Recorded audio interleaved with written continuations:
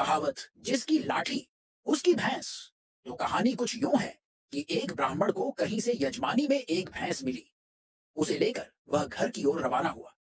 सुनसान रास्ते में वह पैदल ही चला जा रहा था। बीच रास्ते में उसे एक चोर मिला। उसके हाथ में मोटा डंडा था और शरीर से भी वो अच्छा तगड़ा था। उसने ब्राह्मण को देखते ही कहा, क्यों ब्राह्मण देवता, खूब दक्षिणा मिली लगती है, और यह भैंस तो मेरे साथ जाएगी। ब्राह्मण ने झट कहा, क्यों भाई? चोर बोला, क्यों क्या? जो कह दिया सो करो। भैंस छोड़कर चुपचाप यहां से चलते बनो, वरना लाठी देखी है, तुम्हारी खोपड़ी के टुकड़े टुकड़े कर दूंगा। अब तो ब्राह्मण का गला सूख गया। हालांकि शारीरिक बल में वह चोर से कम नहीं था, पर खाली हाथ वह करे भी तो क्या करे। विपरीत समय में बुद्धिबल काम आया। ब्राह्मण बोला, ठीक है भाई, भैंस भले ही ले लो, पर ब्राह्मण की चीज यूं छीन लेने से तुम्हें पाप लगेगा।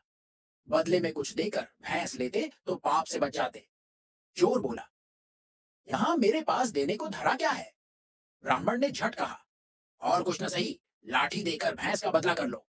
चोर ने खुश होकर लाठी ब्राह्मण को पकड़ा दी और भैंस पर दोनों हाथ रखकर खड़ा हो गया। तभी ब्राह्मण कड़क कर बोला, चल हट, भैंस के पास से, नहीं तो अभी खोपड़ी दो होती है। चोर ने पूछा, क्यों?